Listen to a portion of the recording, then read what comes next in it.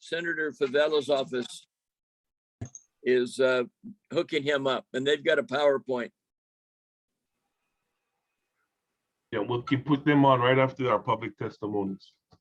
Thank you very much.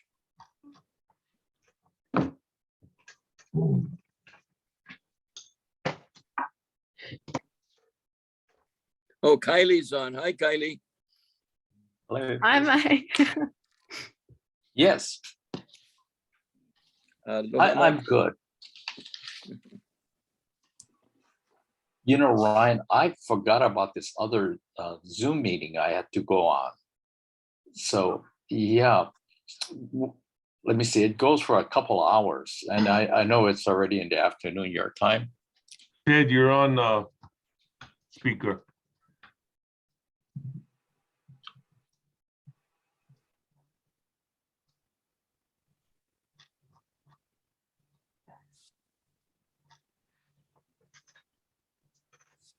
What a beautiful background, Mark. Thank you, everyone. Wow, it's Thank you, beautiful. Bob. That's our farm here on the facility. It's beautiful.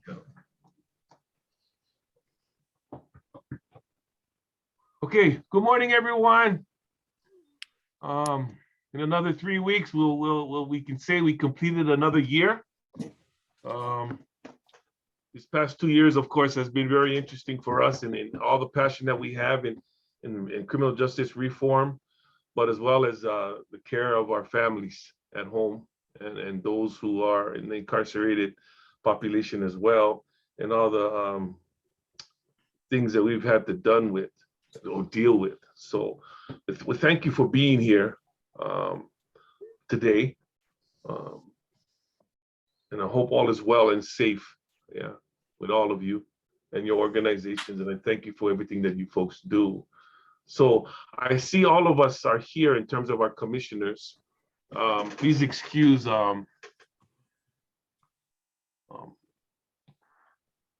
Ted Sakai's audio or visual may be off because of technical difficulties, but he's here with us. I'm allowing the senator in right now. So we're good with the agenda right now. I'll start in asking the community if you have any comments at this time on the agenda items, and if you can keep it to the agenda items, I appreciate it. Okay, can you hear me? I'm looking, yeah. Thank you, Senator, you're on. So I'm looking at the raised hands as we begin the meeting. And we're going to be talking about normally in the first thing in the meeting, Senator, we ask the public if they want to have some comments on the agenda. And so we're going to begin that process at this time. I'm just going from my computer left to right. Angie, did you want to have something to say? Yes, good morning, everybody. Morning. Aloha. I'm here in Florida, but I just wanted to raise a continuing concern from Waiava regarding following COVID protocol or lack of. I'm hearing that they're going to a place called the Pavilion on almost a daily basis. And they're all crammed in there for hours at a time. There is no way to have social distancing. They don't have sanitizers. They've been taken down from the walls. So I don't know where that committee is as far as their inspections of the facilities. And so I just wanted to raise that as a concern. I also don't know the status of the work furlough. I'm told that men are going and they're sitting there. There's nothing happening as far as work furlough. So I don't know what the status of that is, but thank you for giving me the opportunity to raise my concerns. Thank you, Angie. Monica? Morning, everybody.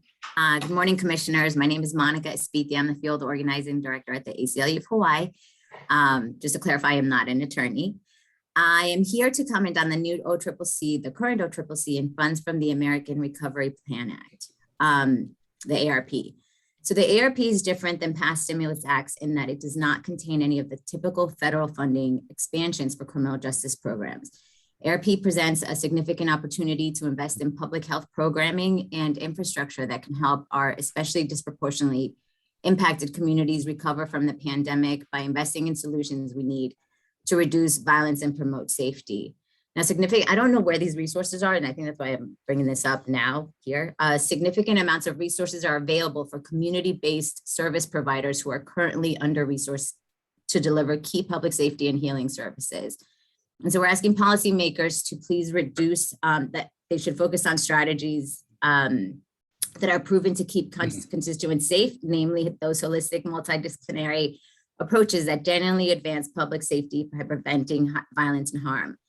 The pandemic has revealed that our state's over-reliance on the criminal justice system is unequipped to promote the safety needed by communities in crisis. And I bring this up, I feel every time. District Court Judge Jill Otake recently ruled that the Department of Public Safety failed to follow its own pandemic response plan and declared that Hawaii's prisons and jails responded so poorly to the spread of COVID-19 that corrections officials demonstrated deliberate indifference to the threat the disease posed to people inside. From a report, it says that the ARP, that's the funds I'm talking about, allocates resources to federal agencies and state and local government leaders that they can use to support safety solutions for communities in crisis. Proven solutions that we should be funding include community violence intervention, interruption, programming, assertive outreach, employment programming designed to reach individuals, returning home from incarceration, substance abuse treatments, community-based victim support, reentry support, and trauma-informed mental health services. Jails and prisons have been the site of high rates of COVID-19 infection, and these funds should be used to support programs that help deflect, divert, release, and keep people from returning from prisons as related strategies and activities to mitigate the spread of COVID-19. So what I'm asking is that we provide targeted prevention and recovery to our communities in crisis, and only then will we really reduce violence and promote safety and well-being to all our residents. And let's remember that nothing in the ARP is earmarked for expanded federal investment in police, prosecutors, jails, or prisons. And that is a first, and we hope that our local leaders follow that lead. We cannot use ARP funding to strengthen ineffective strategies. Thank you. Thank you, Monica, for bringing that up. Appreciate that. Daniel, did you want to say something, Dan? Yeah. Good morning, everyone. Good morning, commissioners. Thank you for this moment. I just wanted to, first of all, address and thank you all for looking at and talking about the clean slate types of legislation, the sorts of things that we can do to ensure that people who have been engaged with the justice system can have that removed from their record. But I think it's really important also to make sure that we're not, as we're thinking about ways in which we can undo the harms historically, that we also can take time to make sure that our rear guard isn't being left open as well. And to that point, I want to draw attention to the fact that on Hawaii Island, the prosecutor sent around a survey this last week, which was essentially asking which misdemeanors could be bumped up to felony levels. This is a move in the complete opposite direction, which we ought to be going in and thinking about.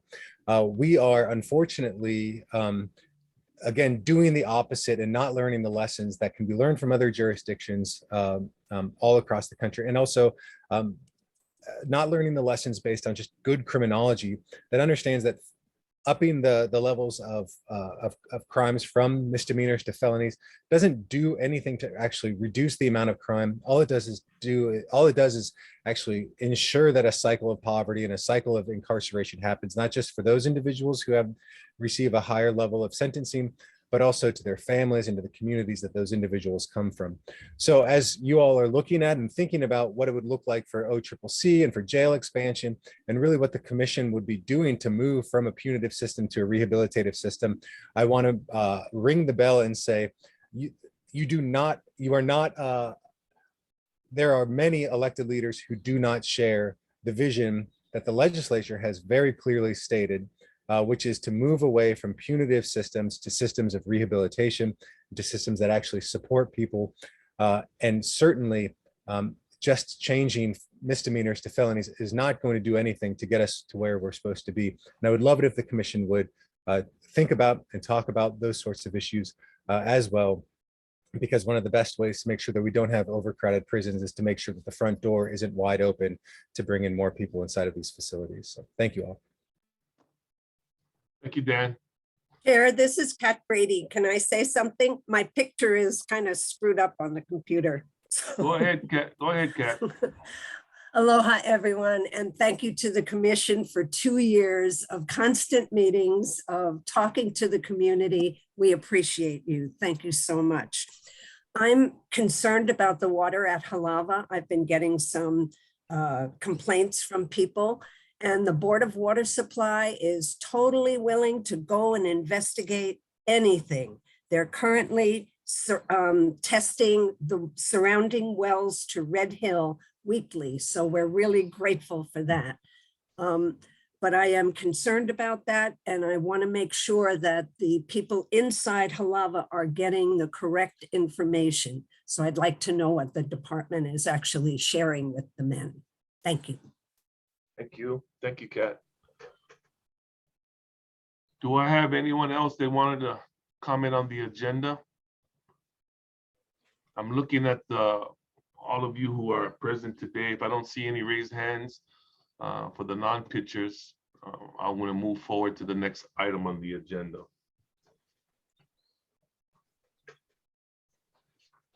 Thank you, everyone.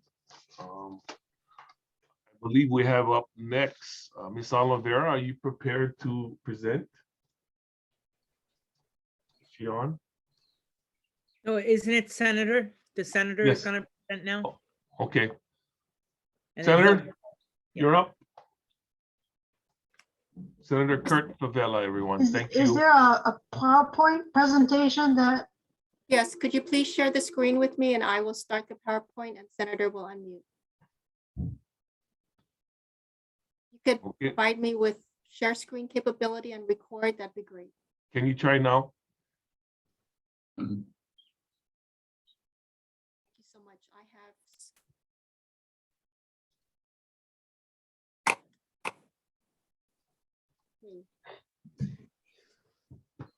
Mark, do we need the senator to unmute?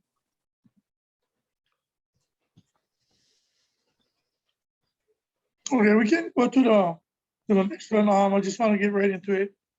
So the ACO's vacancies at OCCC is about 97 ACO positions are vacant during the month of November 2021. An average of 170 were not at work for various reasons: sick leave, vacation, works comp, and family leave. That's very concerning going forward. And I'll let you guys know about the conversation I had with the governor after the presentation. So at Halava, we have 58% of the ACO's positions are vacant. And on November 29th site visit, only 58 of the 91 ACOs required for the morning shift were at work, leave 33 positions vacant. Due to the ACO staff shortage, ACOs are asking to work beyond an 8-hour day, 16 to 24 to 40. And the 60-hour shift I learned was sometime last year on the overtime. And I think she was a female. She was a female ACO, 60 hours straight. If the ACOs works overtime, there is a mandatory next day administration day off. Because of basically the effects on the ACOs working long hour days is very a concern for their health. Concern of the ACOs hiring positions that take 9 months to a year for written tests, agility, interview, I guess a psychological. And I just found out that they just, I'm not sure when, but they just started to bring back the psychological. You know, what can be done to improve the administration hiring process? What effects are needed to initiate the immediate use of emergency hire proceedings and address the staff shortage? So just as we go to the next one, the emergency hire training or waiting for to be called for their permanent and hiring process, allow each prison facility to train their own ACOs. Assigned and training at the state prison jail should not have wait the next training class scheduled to at Doak Cannery. Emergency hires become familiar with the facility while their training occurring on the site. There is less likely of the trainee washout. And I'll go back to that later. There is a need for transferring emergency hire training at Halava, like females. Well, we can get into that to her situation, how the one of them wanted to be at OCCC. So the impact and morale of the ACO would prefer to stay at Halava, but force them to go out of ACO to go to unfamiliar facilities.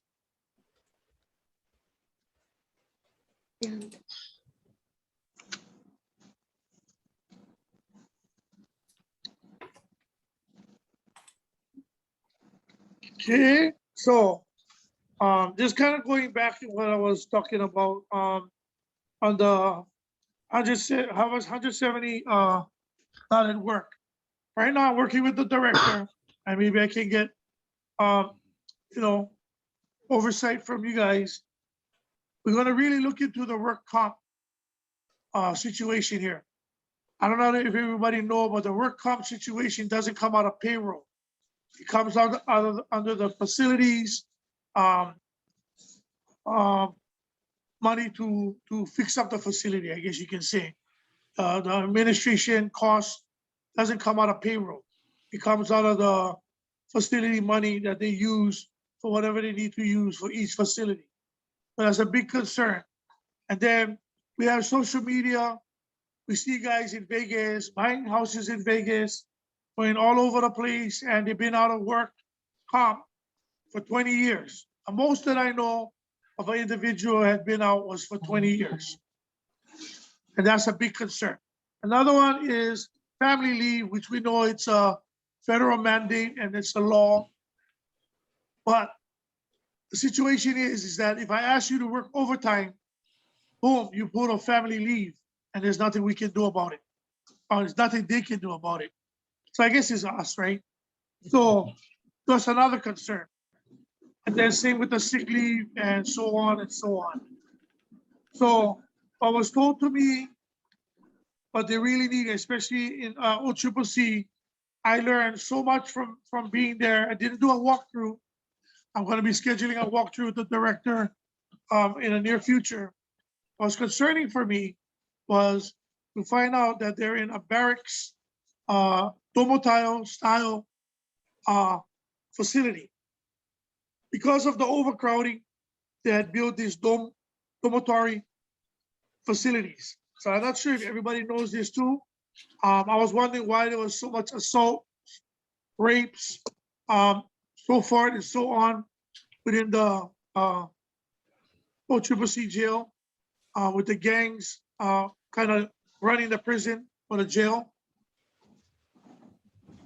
I was alarmed because I found out that 150 to 140, I think is the biggest facility that they have. And there is probably 2 or 4 at one time locked in with the inmates with let's put it this way, they have no weapons. They locked in, and I think some of them don't even have accurate cameras. Cameras was put in 26 years ago. There was no upgrades.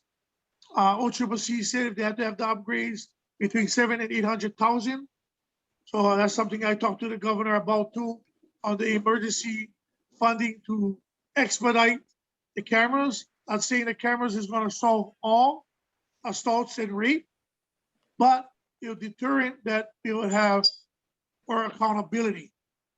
I didn't know this, and this is the reason why I know I heard some people talking about facilities, but my recommendation going in and seeing Nishihara and the rest of the guys, my other senator colleague, Senator Nishihara, Senator DeCoit, and the rest of the committee in public safety, I'm gonna have a little bit more say in what's happening with this thing going on, because we don't need to move OCCC.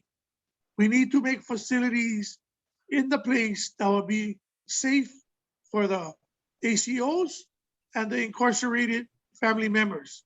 Another thing that I didn't know, that they take every single suicide, mental health prisoner from all over the neighbor islands. They have no say. You cannot say they don't want them. They have to take them. That's what due to the overcrowding. Then if they break parole, instead of already sentenced, like I'm sentenced for 5 years, and I break my parole, they don't go to Halava. They bring them to the jail at OCCC, our overcrowded jail, to OCCC, and then they call Halava. When Halava is ready to take them, 1-2 days, 24 hours, depending on the situation, they have to have one person watch him in that holding unit until Halava receives them. That kind of process should be changed. Halava should have their own receiving. When HPD pick up somebody for parole violation or whatever the situation, they should be going straight to Halava. And then another one is with the training school. We have right now a training facility that I think should be relocated and go back about 20, 30 years ago. And the 2 sergeants that is at the training center at Dole should go back to OCCC, where they're actually assigned. The reason why I bring this up is some of the ACOs that go through the training or have family members that go through the training said if they're going to Halava and not OCCC, and this is only alleged now, it's not documented, but we talk about washouts. We get more washouts for little things that you would think was minute. But again, these guys who are making the decisions are not biased because they're from OCCC. So if I'm from Halava and I'm gonna go to Halava, I'll have a harder time going through the class. And this is what was told to me from a lot of the people that washed out. They have a hard time with people that's instructing there that's being kind of biased. Okay, same with the situation with these 2 females. One of them was supposed to go to Halava, who was trained to go to Halava.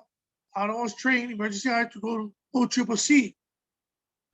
A person within the ranks, I think his name is, doesn't matter at this point. Change them. I think one of the females quit and the other one is still there. But these are the things that we need to tighten up and really ask the ACOs who've been there the longest. They know. So they was the one telling me, if we emergency hire the guys for the facility that we do, by the time they go to the school and everything, they already know what to expect. I want to tell you right now, rude awakening, you come out of class, come out of training, fresh out of training and straight out of class, and you go to CCC, they lock you in with 150 inmates with no weapon and no cameras. That's gonna be a rude awakening, and we get plenty of people quit. And if I'm not mistaken, it costs the state about $20,000 to $30,000 for each training. Not sure, that was the numbers they gave me. But that's the concern that I had when I went there to see what was happening at the prison. And of course, we had the overtime, which they're working on now. But the simple fact that is 60 hours, 40 hours, that's insane. But see, what the thing is, the public don't know. Yeah, they like to grumble about the overtime, and they like to make comments about them overtime abuse. There's nobody that wants to work 60 hours straight, guys. But if they do, I don't call them, stealing hours or whatever they like call them. I call those guys heroes because they're willing to stay back and keep us safe. It's not easy. I don't know who can. I cannot. Not even in my young day, I can do 60 hours straight. And then just the funding for the cameras. So I advocated to the governor not only to see if he can do some kind of emergency proclamation for the prison because of all the stuff that I was hearing about the coronavirus, health and welfare conditions for the ACOs and the inmates. There is a lot that we can do right now. I know everybody know I was disagreeing with the 800,000 that was used to give incentives to the inmates to have, $50 put in their food fund, when we could have been doing stuff like using the money to upkeep our camera system. But like I said, I'm not in charge, but I did advocate for new cameras in OCCC. People don't realize they have about 4 or 5 dormitory style. And there's a lot of areas and concerns that cannot see by any camera, digital or the upgrades that they had put in there at all. And then my other concern was the gang unit sergeant or lieutenant who runs the gang unit. Again, I don't discriminate against age, but I think he's been there so long. Sometimes it's good to be refreshed and be relocated. But a lot of both sides, as they're sharing with you guys, both sides, ACOs and inmates that came through his program or whatever his area, he has no control. That's what was being told to me. And in my community, I have a lot of ACOs, and sad to say, I have a lot of those guys who run gambling houses and do these crimes to get them put into prison. And they said the gangs run. And right now, from what I'm hearing, again, alleged that the West Side family or organization is running the gang unit and the prison system. So those are the things that we need to, like I said, I never know there was an opportunity to go before you guys. I didn't know until I went to OCCC to find out that they had a oversight committee. I knew that we voted for one in 2019, I think when I was there, when I got there.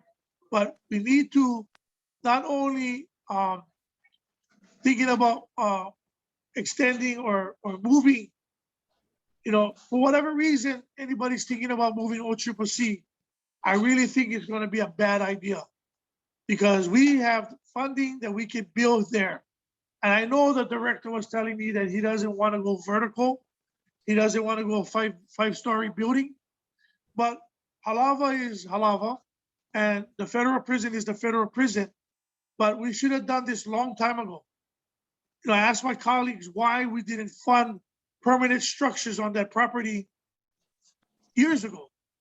Those are wooden structures. That's the reason why we get people breaking out of prison, and problems that we have within the system. So those are only my observation that I just had sat down and talked to the ACOs about. But right now we gotta protect everyone, not just the inmates, not just the ACOs, but us too, by having nobody escaping from prison to go out there. And I know everybody's thinking the same thing, but it's not fair for the family members who've been, and everybody said, oh, it's always been like that. Always been like that. But why should it be? Why shouldn't we be able to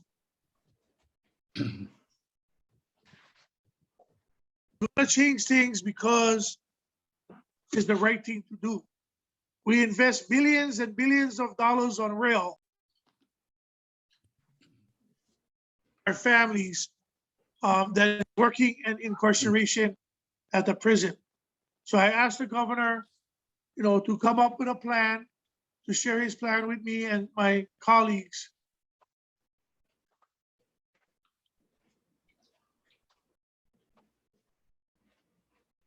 Senator, you're muted right now. There you go. Thank you.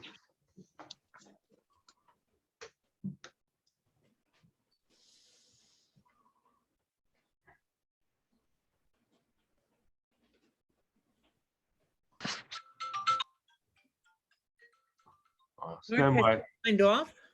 I'm not sure. He's still on. Hold Yeah, on. I can see this. Yeah, and he's muted. Senator, was that the end of your presentation? Or Joyce, do you know? The staffer? Hold on. I am trying to get a hold of him, but I believe that was at the end of his presentation, unless there are any questions for him. I'm texting him now. Okay, thank you, Joyce.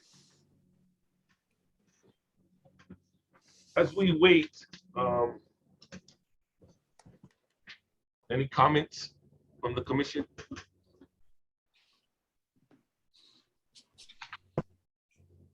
Mark, Yes, go ahead, Bob. I'm just Uh, glad someone took the time to go in there with fresh eyes and present like this senator did. I think I'm very glad, Mhm. and it'd be nice to get a copy of his PowerPoint. And Senator, this is Mike Town here. Thank you so much. Sorry, I lost you. Can you hear me? Sorry, I lost Yes. you guys. One moment down. You know, I know it was very concerning to me because I live in a community like everybody else, and they hear these things all the time. But until I went there, Alava and OCCC, to witness it for myself, you know, as a state that we're so concerned about everything else. Look at our state capital falling apart. We don't invest in the things that we have and treasure the things that we have until it start falling apart, breaking.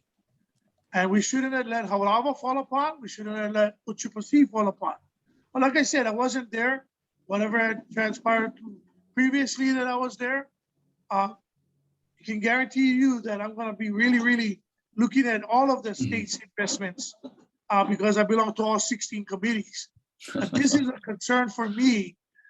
Right now, it's not a fix all, but to stop something now, I told the governor to release the 800,000, expedite those cameras, what they needed, OCCC, and then it will lessen a lot of allegations, lessen a lot of sexual and believe me or not, guys, this is true. This is coming from the ACOs, not the ACOs, it's coming from the inmates. Assaults and rape in this dormitory style because they're sleeping in the same room, nothing really separating them. There's no doors, no nothing to separate them. I know some of the inmates will get free to a cell, but it's isolated. Yeah, it's an isolated situation because they're in cells. But this dormitory style, you know, I urge, like I said, I'm going to be meeting with the director sometime soon and take a walkthrough. I really want to see this style of a living facility for our incarcerated families and our ACOs. So that's the thing that I'm urging right now. I don't know what position or how much of the report that you can send to the governor and kind of like encourage him to push this through now. Not let's wait to session. Let's not wait till session is done. Let's not wait to Senator Nishihara put in his CIPs for the prison. This is supposed to be done now. And that's something that I think we cannot wait, knowing that we tried to get the emergency hire going up. And the thing is, we have a lot of guys that is out in industrial. I don't know if you guys know, but Halava prison have a magic chair. They call it the magic chair because people fall off that chair and get hurt and they don't come back for 20 years. So I want to invest in new chairs, definitely. I told them I'll buy one from Home Depot. I mean, Office Depot. I'll give you a new chair so they don't fall down. But because that area don't have adequate camera, they know where to go and fall off the chair. I'm not saying they're doing it on purpose, guys. And I'm just saying, this is what being told to me by other ACO. They call it the Halava magic chair. So it's so magical that these guys get hurt for 20 years. They're out.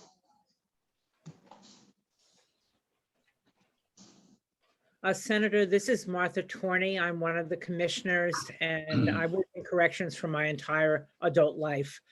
I appreciate you coming and speaking to us. And some of the things, when you talk about why the legislature hasn't done, or I talk about, I've been so disappointed in the legislature not doing things to help take care of us. 30 years ago, we tried to build a 5-story high rise at the OCCC site. It was turned down. You cannot do it.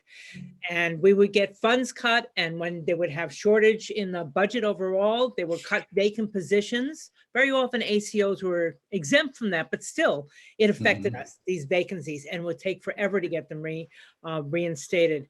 We Yes. do have many, many management problems, and they are long-term management problems.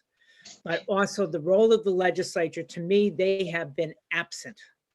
They do Yes. not take care of the responsibility of the state to run a safe prison system or jail system. So thank you. I agree. Thank you.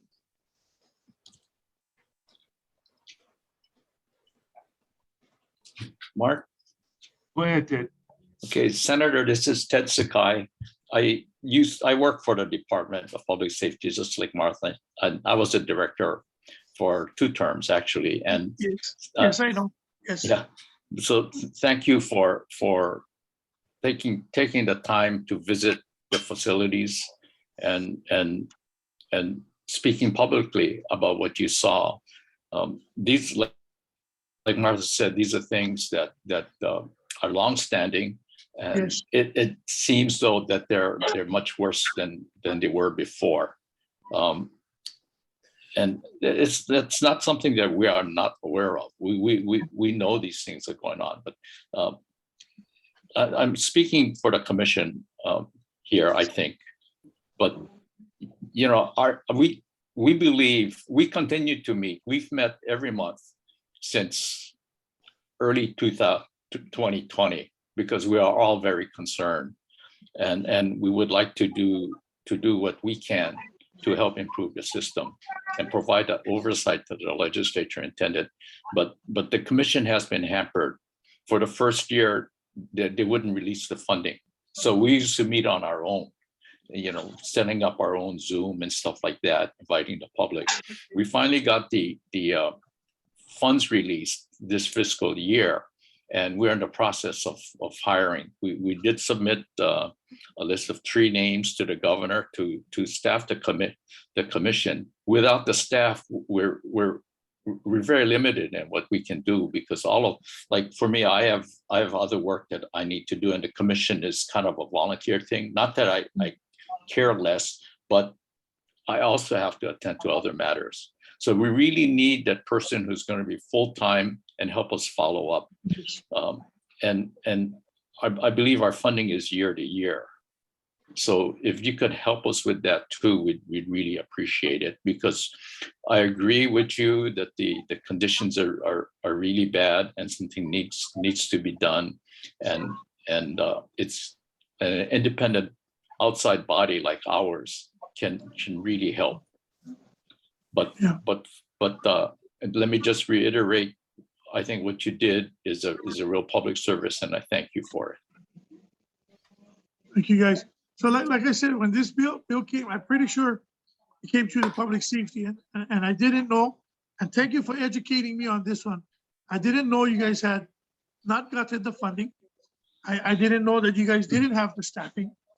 And this is why it's great to get together and kind of ho'oponopono so we can know what's going on with our system, because I never advocated that you guys didn't care, and the people that we work with in the prison system and the directors and past directors didn't care.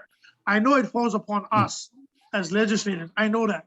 And I didn't know you guys had position, and that's something that on my part, didn't know that you guys needed 3 positions filled, because then I would have been, that was one of the things that I would have definitely brought up to the governor in advocating for that. But I will still write a letter. I have my staff on the phone, on the Zoom.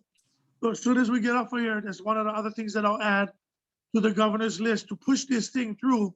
Because that's right, you guys cannot do your guys' job, and you guys cannot do your guys' part if you guys don't have staffing. And like I said, that's something that was that I learned just now, and I appreciate you guys sharing that with me and trusting that I'm going to do the best I can for everyone. Because right now, all of our facilities, and mainly right now, the one that is supposed to be taking care of our inmates and our ACOs and the public is being highly neglected. And I just don't understand why that the state does that. We let things they just fall apart, and then we want to spend billions of dollars and try to fix it instead of we just adequately give money to continue to fund it But we don't. And thank you guys for that. I really appreciate knowing that. And we got my lead person downstairs in the research, my director down there. She's gonna help me orchestrate a letter to the governor for exactly what you just said, guys. And we got to do this, and we got to do this correctly. It's no sense we put you guys together legislatively, and then we don't fund you guys. You know what I mean? It's just like sending the cops out with guns, no guns. You know, send the police officer out there with no weapon. How are you guys gonna do your job? So I thank you for educating me on that, and I take it very seriously, and I'll work with my colleagues. Definitely, I'm very close to Senator Nishihara and the rest of my colleagues. I work really well with them, and they know how passionate I am for public safety because, you know, I wasn't always a senator. I was a security guard back in the day for the school, so I still have my guard card, but I'm a senator now, but I still advocate for what we need to do to get things done. Thank you, guys. Thank you, Senator, for that the presentation. I guess on the commission with the judges and the public safety former administrators. A lot of what you presented today rang true to me, as you know, I entered Halava in 1987 as a correctional officer. Yeah, and I took the uniform off in 2008 when I became a warden at the women's facility. So I am familiar with a lot of the issues that you are raised in terms of the correctional officer and his professional journey from recruitment to the actual work in the facilities. And I really would love to meet with you and give you a point of view. The morale at this particular point in time and some of the things that you talked about, I've never seen before in my career because it's a side effect of the pandemic right now. Yes. You know, and I know that PSD has been having problems with recruitment, but a lot of the issues you brought up in terms of workers' comp and family leave and, you know, public safety can only make so much decisions when they have to follow personnel and human resource laws and rules. Yeah, and that's where the creativity needs to come in because those are things that public safety by itself cannot do unless it's working with DHERD and other state agencies. And to get those groups together, there needs to be a political will. Yeah, and that political will is basically the, you know, how do we manage our money better in our human resource efforts? And every state agency, DOE, DHS will tell you the same thing. Yeah, they have, it's human resource and personnel issues to help resolve their budgetary concerns. So that's one. Two,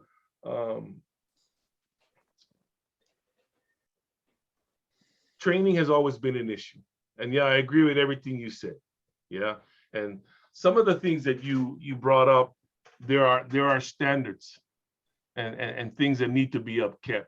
So there are some questions that we're probably going to ask Max once we move on the agenda on the presentation that you just brought up in terms of are we following federal standards in terms of our well-being of our offenders in our system? Yes. Yeah, in terms of the assault and sexual assaults, fights, and those things like now. Yes, sir. You have gotten firsthand the eye view of what's happening in the housing units. Yes. And we just really need to, as an oversight committee, we want to look at what the system approaches have been to resolving some of those problems. Budgetary capital improvement in correctional settings have always been a challenge to achieve and receive. Yeah. Systems need to be maintained more than once every 20 years, you know? And so it's how we advocate and how we get the support of the legislature in order to get the funding that we can do to maintain the structures that we have, and including personnel issues. So I would love to have further conversations with you on the specific issues that you may not be aware of and how we can tie in and how many conversations need to be placed as we talk about the certain points that you brought up today. Yeah, and so I'll make that contact with you.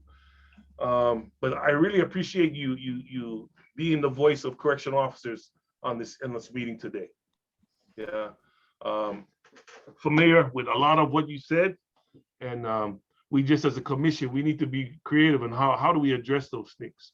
And it's really just having these conversations with Max now and see where he needs the help. But a lot of what I think I just mentioned is where we at right now. Okay. Mark, can I make a comment? Go ahead, Martha. Senator, it's more than 35 years ago that the state was first sued for overcrowding in our correctional facilities, and it has never stopped. And that is a #1 problem. It is difficult to keep inmates safe, staff safe, and the community safe when we have 300 people in the space for 125 people. Yep. You just can't do it, but we are expected to, and we get criticized a lot. Corrections get criticized a lot for doing and trying to do an impossible task. It gets me emotional. I get very upset about that. So Well, again, you have every right to be, because let me tell you, when I was sitting at HCSOC, you can ask Joyce, I was pretty emotional too when I found out the circumstances and the facility that you guys had to work in. I was very shocked. Serious. I mean, I get, like I said, I get good friends I grew up in this neighborhood with. Didn't know that that's the kind of work conditions that they go to work every day. My uncle is Uncle Michael Park. That's my uncle. You know, he passed away from a very rare disease, but he worked there every single time. And he never told me about this kind of conditions. You know, he was just a happy-go-lucky. He loved his job. He loved his job. And, you know, that's the part that people don't see that. Our adult correctional officers don't get the hero welcome that they should be getting, because nobody can do this job. I cannot. It takes a special person that want to be an adult correctional officer. I'm telling you, you're dealing with AIDS, hepatitis, COVID. You're dealing with all of these kinds of disease and mental illness. You guys gotta just say, you know what, I don't like to deal with that patient today. I don't want to do. You cannot pick and choose. And the community don't know that. And that's the reason why I get upset when I hear previous legislators that's not there now criticize about simple things like overtime and don't even find out the solutions or why is it happening. You know, and that's what makes me upset and angry, that they would judge the heroes within those walls that is taking care of our families that need to be watched until they can be released in time. But today, and well, not today, since I've been to, that's the last. Nobody's gonna do that anymore. Not as long as I'm alive, because I was shocked when I told my good brother Dale Newcomb, how come you never did tell me? You guys get locked in one area with no weapons. He said, well, we just do what we gotta do. We just do what we gotta do, he said. I was like, wow, incredible. But thank you guys, all of you guys who was ACOs and you know, doing what you guys do, because I hats off to you guys, because I wouldn't be able to do that job. Sorry, guys. Senator, if you see Dale, tell him, give him my aloha. He's one of the good guys, really, Dale Newcomb. Yeah. I'm sort of glad he's still working, but you know, he's been there a long time, like you say. Yeah. Yeah. And one more thing, Senator, don't forget the neighbor islands. Some of the facilities there are just as bad, smaller. Oh yeah, but bad. I visited Maui and Kauai. Let me tell you, we know Big Island too, with the fire and the things. When I went to Maui, and this is just joking, you know, but I know my dad, when he was young, he used to. I told my dad, hey, I think the prison is the same way when you was there, you know, joking, and that's how bad it is. I mean, I went into one of the showers. It's still the same shower, gang shower, with cement all around. I mean, it was like, whoa. I mean, yeah, you're right. You're right, definitely. I did not forget the neighbor islands, but I was in shock and awe. And we're going to go, and I told the director that I'll be happy to go with him island to island to check out our neighbor islands facilities. But my concern right now, Halava needs work, but HCSOC, because of the amount of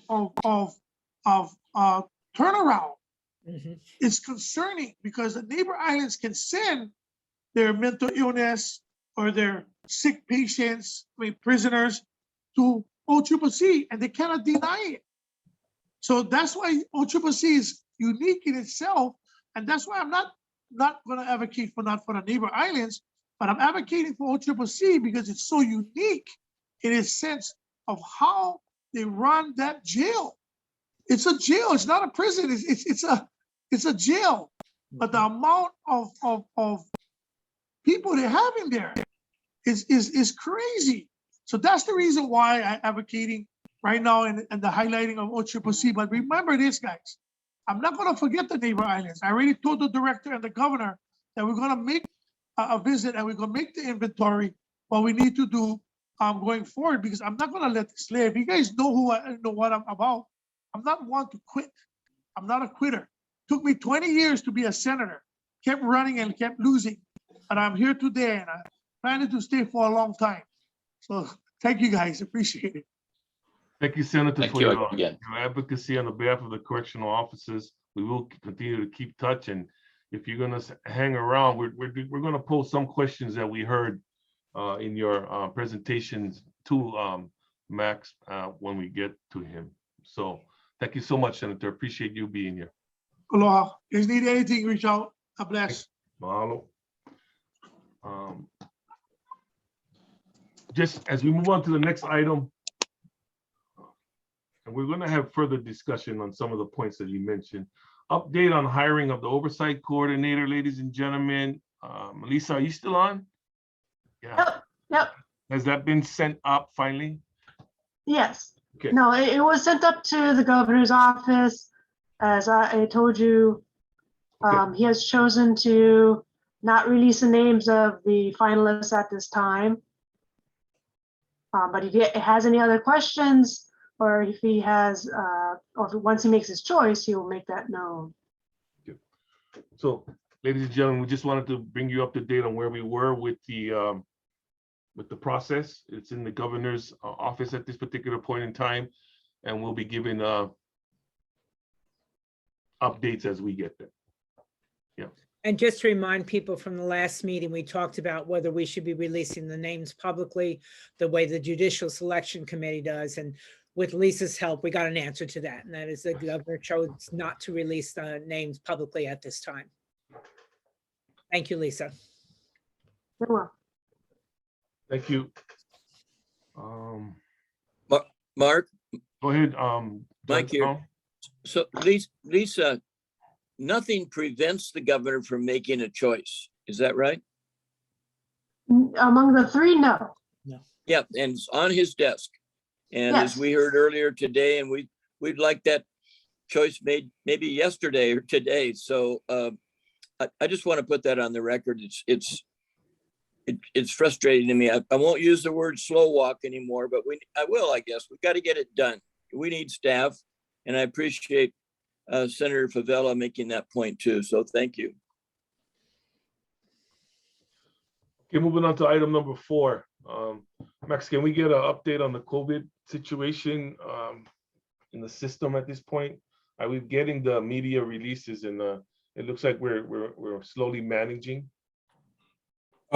Yes, so as far as the media releases, Mark, we're not doing media releases if there's no significant change. As far as we're filing it on our website, but we're not doing a daily release at this time. So the current numbers right now is, as far as inmates, we're currently clear of active cases in all facilities, including Saguaro. Unfortunately, staff, we have 4 positive active cases within the department. We have 1 at HCCC, 1 at KCCC, 1 at WCCC, and 1 here in Keoniana. As far as vaccination rates, I know the commission asked for vaccination rates. At the last commission meeting, we have some numbers that we released yesterday in a press release, and I'd like to share that with you folks today. So when we did the vaccine incentive, and it started on the 14th of October, we had already vaccinated 2,530 inmates. As of yesterday, we had 3,916 inmates vaccinated. So our we're kind of changing the wording on vaccination because the wording basically is fully vaccinated, which is 2 weeks after the final shot. But we're just going with the final shot because some of these people will not be in our custody, you know, if we wait for 2 weeks. So we're just counting final shot. So since we did the vaccine incentive, we're counting 1,386 inmates that received the vaccination, the final shot of the vaccination. So as far as staff vaccinations, there was a question regarding the staff at the correctional facilities, and these percentages are based on numbers that we had as of the 15th of, well, yesterday of December. And these do not include long-term leaves such as workman's comp, military leave, and so forth. So I'm gonna run down this list pretty quick. Calava Correctional Facility, they're at 82.4%. Kulani Correctional Facility, 81%. Waiava is at 85%. HCCC is at 80%, close to 81%. MCCC is at 90%. OCCC is at 83%. KCCC is at 80%. And WCCC is at 88%. So the numbers, you know, within the facility staff that work in correctional facility is, I think it's pretty good. It's higher than the average vaccination rate out in the community. As far as infections and vaccinations, that's all I have at this time. Any, I'm sorry if I missed it. Did you mention Arizona? I don't have numbers for Arizona staff because they're private and, you know, we cannot dig into their personal records there. Any questions for Max on those COVID numbers, ladies and gentlemen, Commission? I have a question, Mark. Okay. Max, you said 3,916 inmates have been vaccinated. Is that over time, or is that the number of inmates currently housed as of yesterday? Housed as of yesterday who are vaccinated? That's cumulative total. Okay, so do you know of the inmates who were in custody yesterday, how many were vaccinated? We're gonna have to do a point in time study for that, Ted. We haven't done that yet. Okay. Okay, just to clarify, thank you. Mark? Go ahead, Mike. Mike here. We have a contract with Core Civic. I just saw it in the chat room, and thank you. And I think that we have a fiduciary relationship to protect our people in Arizona. So I think we should be getting that information. And I'd like to know, if we can't, where in the contract it says that. So I'm a little bit frustrated that those are our people there, and maybe they shouldn't even be there. There's going to be legislation this time to bring them home. So I'm confused. Sure, Judge. We'll make the inquiry with Core Civic and see if we can get that information recorded out next week.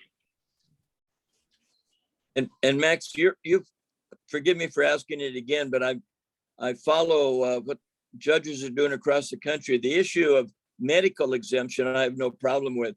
As you know, the religious exemption, courts are coming down all over the board on that. So I just need to put a caveat there, a question mark. All right. I didn't get your question, Judge. I think if public safety is granting religious exemptions, that may not be legal. I don't think we've granted a religious exception for employees yet. Okay. Thank you.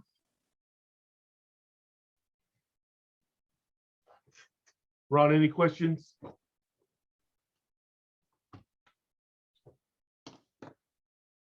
Okay, thank you for that information on your COVID. Appreciate for your staff and all that you're doing at this time, Max. I just really had a few questions I really wanted to ask real quick, if you don't mind, on some of the stuff that, and they're just a couple questions to help me understand the process that's going on right now. Are you folks planning X amount of academies for 2022? Training? Six, yeah. Yeah, we're looking at six training sessions in 2002. I mean 22, excuse me. Have you folks already established a list for those academies? No, not yet. Because it's the recruitment process that we have to work through here to get them. Yeah, and if I'm not mistaken, did that recruitment just start? It's gone on a continuous recruitment basis now, Okay. but for us to get a list from DHERD, it takes about 2 to 3 months itself. Okay, and so that may run into your plans for the academies as well then, yeah? Well, we have one starting already, projected to start in mid-January. Yeah. I know, you know, everyone in Hawaii, maybe the nation, are having hiring issues. Yeah, there's vacancies issues. You know, Tommy has a survey out with CLA, and you know, to see what the staffing issues are with the rest of the country. But a lot of people are reporting issues, you know, basically filling positions and a lot of vacancies out there throughout the country. We need to, and it's just for my fellow commissioners who may not really know, when you look at the vacancies that the senator showed us, you have to put on top of those vacancies all the worker comp situation. So you even had more people not coming to work, rather more than just the vacancies. And on top of that, you have your sick leave and your vacation. So it's amazing. It's not amazing. It's not surprising that I see a lot of people working long hours. So it's not just the vacancies, it's the workers' compensation, et cetera, et cetera. So thank you for that information. I know it's frustrating when you can have a list of hundreds, and then you no longer get those lists anymore. People are not applying. The next question, go ahead, Tommy. Yeah, just to clarify, you know, we don't have a problem with people applying. It's just people qualifying. Okay. And people passing the test. You know, we'll start with several hundred applications, but you know, I think this year we're probably the most successful in getting ACOs into the facilities. And with the next graduating class next week, we project 86 ACOs, new ACOs getting into the facilities in 2021. Okay. But the bigger problem is the attrition rate that's occurring within the facilities also, because ACOs, you know, a lot of them are eligible for retirement, and a lot of them are taking advantage of that too. Right. All of your neighbor island new recruits are coming to Oahu for training? That's correct. Okay. All right, my last question. What is the status of public safety's PREA certification? Are your facilities all certified? We are all certified. We have OCCC going through audit this week. And we have HCCC and Kulani going through audit next month, the mid part of January. I believe all facilities have been audited on a regular basis. I think they're on a 2-year cycle, and they've all passed the audit inspection from auditors from out of state. Okay, and just so commissioners who may not know, PREA is an acronym for Prison Rape Elimination Act. It's a federal law that was enacted in 2004 or 5 for the state to manage potential sexual assaults within their correctional settings. And the state facilities are subject to an audit, and correct me if I'm wrong, Tommy, 2 to 3 years, every 2 to 3 years. I think they're on a 2-year cycle. 2-year cycle. Yeah. Should the state correctional facilities not be in compliance with the PREA standards, the state is subject to loss of funding from the federal government at a certain percentage, unless their prisons are up to date. So on the PREA standard. So I'm sharing that with everybody so we have an understanding that in the PREA guidelines, in the PREA standards, there are, how do I describe it? In the audit, there is a discussions and follow-ups on the camera monitoring systems. Correct? Yes. Yeah. Okay. So there is an oversight on the camera system of every correctional facility in the facility. There are standards in the PREA Act that tell to assure that staff is always either can observe for safety purposes, or there are means of screening so that privacy and safety can be part of the environment as well. So we just want to make sure that some of the things that we heard today from Senator Favela, that we also educate ourselves about the PREA standards that we are held accountable to. Yeah, in regards to rape or sexual assaults within our correctional settings. It's a national problem. Yeah. So thank you for that information. You have anything you want to add to that particular point? Because safety is always a big issue. When they talked about is there a monitoring of your assaults in your facilities during this COVID period? And has there been any changes from pre-COVID?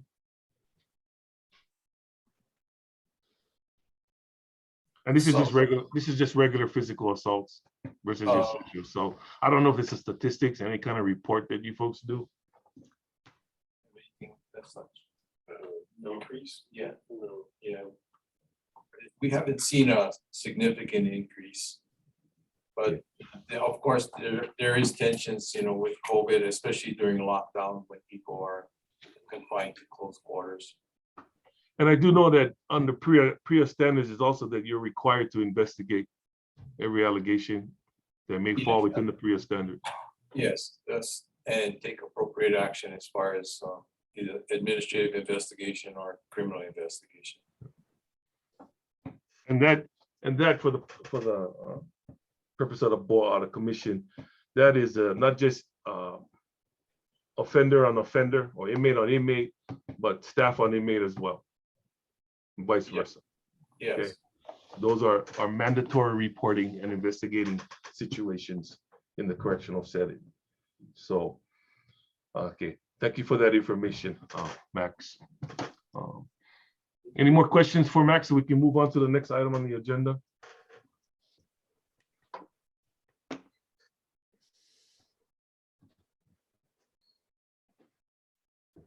I'm going to kind of merge 5 and 6 unless other commissioners have something on an update on our Oahu Community Correctional Center. But I did just want to come in and ask Bob, are you prepared to do a PowerPoint? Not a PowerPoint, but I have some comments to make. Okay. Commissioners, we heard from a senator his perspective on a new jail and what needs to be done to improve OCCC versus building a new jail. I received something from Mr. Mercer that Judge Town talked about the last time we met, and I wanted to ask him if he can give a presentation on the research that he was doing concerning the new jail. Go ahead, Robert. Thank you. And thank you, commissioners, for giving me the opportunity to comment. I've been really concerned about the new jail for a long time, and I took the time in the last month or so to put some of my thoughts together, and I want to share them with you briefly. There's been a lot of talk this morning about overcrowding. Martha said that's one of the things that's frustrated her for years. And Senator Favela talked about it and said the amount of people in OCCC is just incredible. Well, it's important to recognize that the way we did the planning for the new jail will not do anything to control or limit the population of the new jail. The only way you can do that is to do a planning process called system planning in which you look at the conditions, the practices, and the policies that are driving the jail population and address them before you decide on the capacity of your new jail. That is absolutely essential. So it is important to recognize this morning that if you are concerned about the population of the new jail and overcrowding, you need to do something about it now. You can't control it, and you won't control it if you spend the money that is being talked about for this new jail. There is a study by the Vera Justice Institute where they looked at jails that were built and prisons without looking at the conditions driving the population of those facilities. And just briefly, Salt Lake City, they built a jail for 2,000 beds, and it filled. They didn't look at what is driving this jail population or the prison population. They just built it, and they found that it filled within. It was 2,000 beds. It filled within 21 days of opening. It was full. Tipton County, Tennessee, newly expanded jail that increased capacity from 122 to 201 beds, was overcrowded within a month. Jefferson County, Colorado, 480 bed jail, supposed to serve the county for 19 years, filled up within 5 years. Adams County, Colorado, jail intended to serve the county for 14 years, filled up within 2 years. That is the path that we are on. We are going to be a part of that statistic unless we do something about it. And what we have to do about it is very simple. We have to get a group, we have to follow best practices, and the best practices are clear and laid out by in a document that was published almost 12 years ago on how you do system planning for new correctional facilities and jails in particular. And what you have to do, the best practice, which we consciously did not follow in this case of our new jail, is to bring together a group of people from the community who know something about the criminal justice system as a whole, and then begin examining within that system, what are the factors that are driving our jail population and what can we do about those things in order to control them. So the principle is that you control the jail population, not by looking at the jail, but by looking at the rest of the system, and we have not done that. And that is such a critical mistake that it has guided everything else in this whole process. So we are not going to get a jail that addresses any of those problems. If you don't like the fact that we have mentally ill people in the jails, over 700 of them coming through the jail every year, diagnosed with severe mental illness, severe and persistent mental illness. If you don't like it, we have to do something about it. But the new jail will do exactly what the old jail is doing, because all the planning that we did on the population simply assumes that the new jail will have all of the problems, all of the population problems, all of the homeless people, all of the mentally ill people, all of the people with addiction. We're just going to move them to a new facility, but we are not addressing the underlying problem. And unless we do that, we will be building a jail that is going to be another warehouse for that group of people. So I think that is a big problem. Number two, we don't know how much the new jail is going to cost. We pretend like we know, but we don't. What we heard from the Department of Accounting and General Services and from the planners is that the new jail is going to cost $525 million. We don't know where those numbers came from, but that's a number that they've used. Those numbers were released in 2018. Since then, there has been an incredible inflation in the cost of building materials and construction. I want to give you a brief example from Utah. Utah, 4 years ago, broke ground on a new jail, a new state prison outside of Salt Lake City that was budgeted at $550 million. That was the total cost. 2 years later, they were at $800 million. They're just going to open it this year, right now, in fact, and the total cost has not been tabulated, but it's going to be around $1 billion, give or take. So how much is our jail going to cost?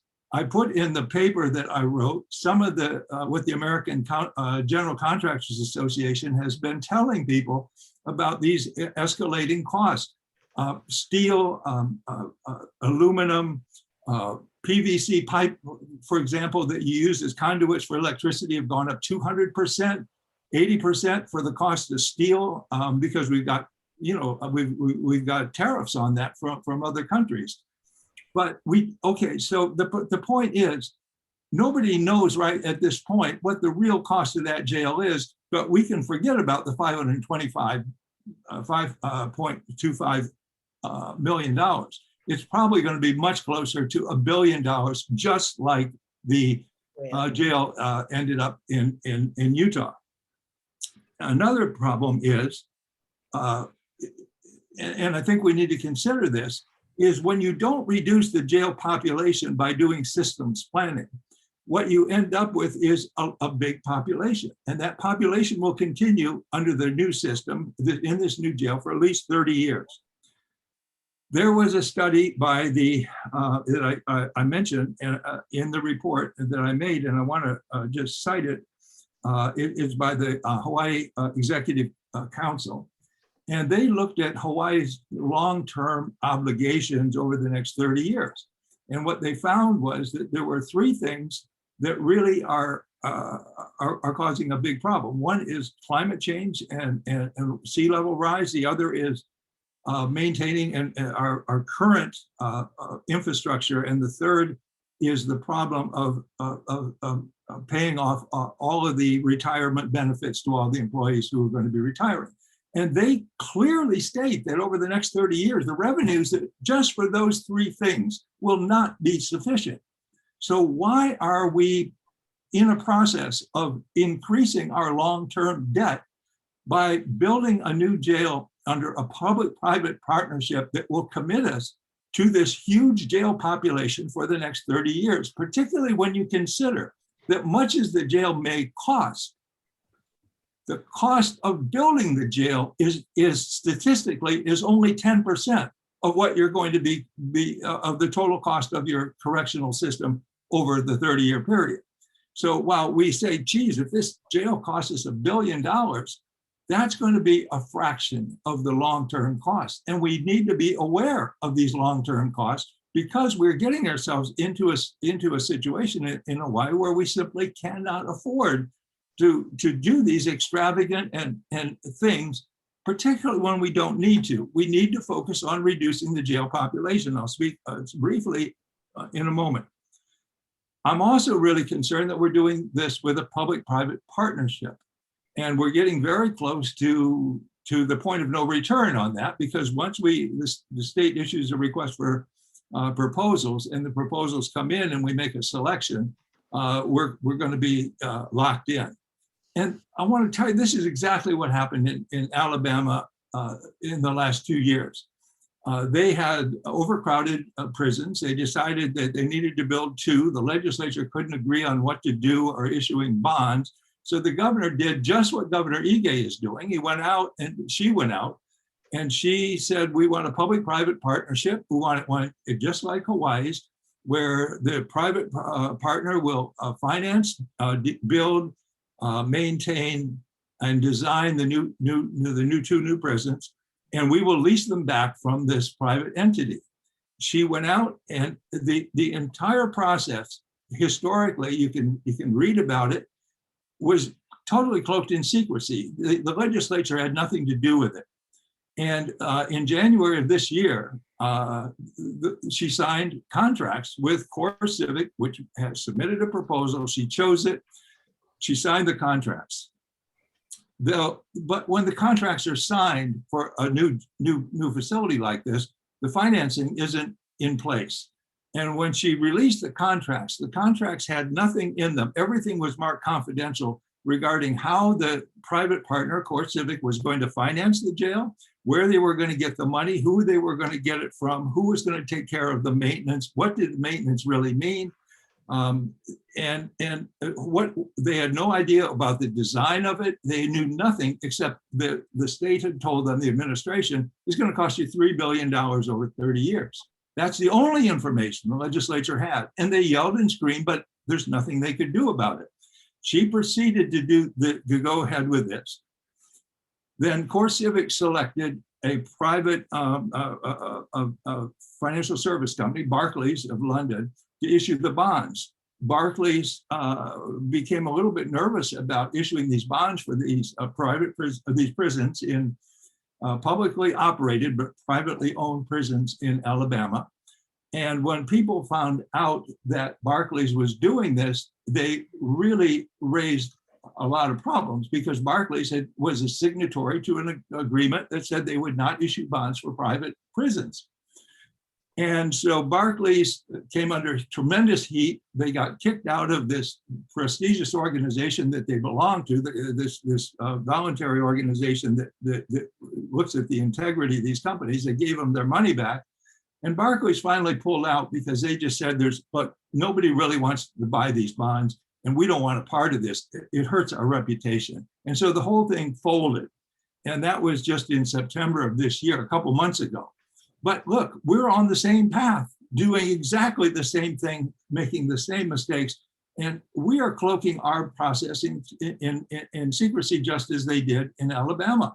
We did a request for the companies that are interested in the RFP and building this new jail to submit a statement that they're interested. Well, that's fine. We got information that 22 companies had submitted them. Can you name one? No, because they're not going to be released. The people we are dealing with are going to be secret people. I called up Department of Public Safety and spoke to the public relations officer. And I said, what, can I get the names? He said, no. And I said, why is it secret? It's just expressing interest. Well, DAG said it's secret, so it's secret. And that's only the beginning. Once they do their RFP and respond, nothing gets released, even when the contracts get signed, and even when the contracts, remember, get signed, you don't know the cost to lease the jail. Why don't you know it? Because they can't tell you, because the private company hasn't gone out and got the financing, so they don't know what their costs are going to be. So, we're just entering this. We pretend like this is all a simple process, but this is a real nightmare. Who's going to end up owning this jail at the end of 30 years? If it's not us, is it going to be the private partner? If the private partner owns it, after 30 years, what are they going to do with it? It's our land, but they've got it. Are we going to extend the contract for another 5 or 10 years? How do we negotiate with somebody who's got the only jail that we need? And they say, well, we're going to start the negotiations all over again. I mean, there's just, if we don't like the way they maintain the thing, if you talk about broken chairs, as Senator Favela did, or you talk about cameras being down and not adequate and not operating, well, what are we going to do? It's not our responsibility. It's their responsibility to maintain it. I mean, there are a million problems going on. So that's just some more of the problems. But what we need to do then is really recognize that this is a financial disaster in the making. It is going to be a policy-making disaster, because we are not going to get the kind of jail we want. We're going to be outsourcing our reputation really to a private company, telling them to design the jail when we should design it ourselves, knowing what we want and insist on it. We are going to be the tenant of a landlord for our jail, and a private company is going to be, another private company is going to be embedded into our correctional system, which I think is a terrible idea. And we're going to be one of the few states that really is happy to be in bed with some of these people who are building these correctional facilities in the United States and around the world. That's probably who's going to be responding to the RFP. We'd like to know who those companies are, but we can't, because it's all secret. What we need to do then is really to put the brakes on that, as we talked about before. And we need to look at those things that are driving the jail population and really start fixing them, so that we end up with the people we want in the jail. and only the people we want. If we don't want people who are mentally ill, we don't have to take them. We can find another way to do that. And think about this. If we build this new jail, let's say it costs $1 billion. Right now, we've got 25% of the people in the jail are whole probationers. Are we going to really have an RFP where we want somebody to build? I looked at the data for the 6-month period prior to the COVID. There were over 300 every single month. There were over 300 probation violators in our jail. If we're going to build a 1,300 bed jail, it's going to cost us $525 million, using that figure, which is ridiculously low, but using that figure, then it's going to be $400,000 per bed. And so if you want to buy, if you really like the Hope probation program, you want to put these people in jail, and that's what we think is a good policy, it's going to cost over $100 million to build over 300 cells for the Hope program. Does that make a lot of sense? What if 5 years from now, we decide that bail reform really works? 53% of our total jail population are pretrial detainees. If that 53% goes down to, let's say, 10, 15, or even 20%, because we do real bail reform like other jurisdictions are doing, we finally get to that point, then what are we going to do with all those empty spaces and all that empty bed? We don't own it, but we have to pay for it. Whether we have somebody in there or the beds sit empty, it doesn't matter. We pay for it. Do you think we're really going to get bail reform when we've got all of those empty beds sitting there? And it's just the whole system, because we don't own the jail. It's not ours. It's just a totally bad situation. And what we need to do, again, is just get the people together from the community along with the government and work together to look at our system. And in this paper, I'll just touch on a couple of things that we need to do.